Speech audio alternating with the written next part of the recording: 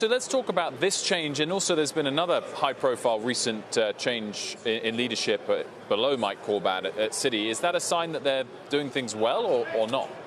Well, Citi is doing some things well and some things not. So, look, this quarter was a very difficult quarter for Citigroup and the industry. You had 2 rate cuts, you had a flatter yield curve, and guess what? They still grew revenues faster than expenses. That's fantastic.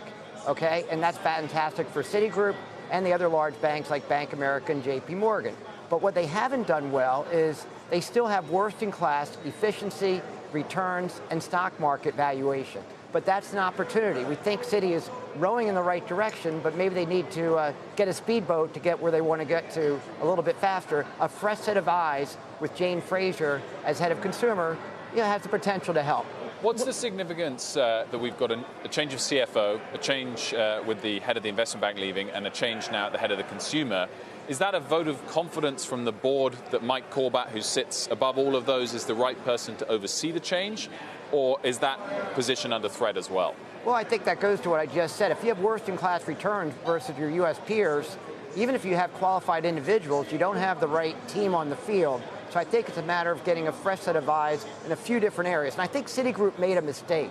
In 2017, Citigroup said, quote, our restructuring is over. Your restructuring is not over when you have worst-in-class returns. So now, with a new head of wholesale, new head of consumer, new CFO, a fresh set of eyes, that should only be good to maybe re-engineer Citigroup more aggressively.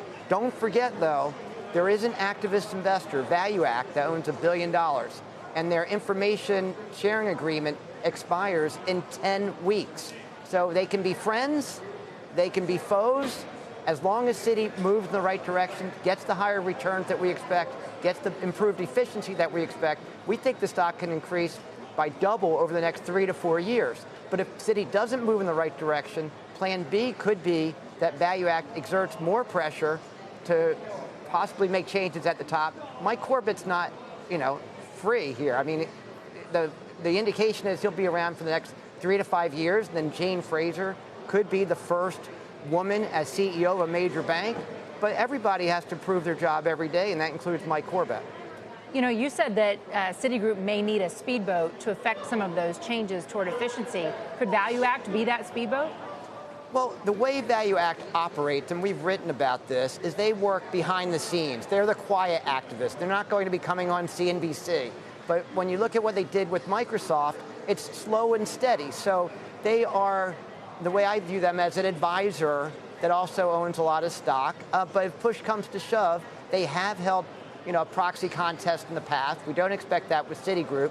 But there could be some quiet influence behind the scenes. I want to switch focus and talk about another stock that's also cheap and trading at or below book value, and that's Goldman Sachs. Last week I caught up with Chairman and CEO David Solomon, and I asked him whether he was frustrated that the valuation multiple was so low and not rewarding him for the investments he's been making.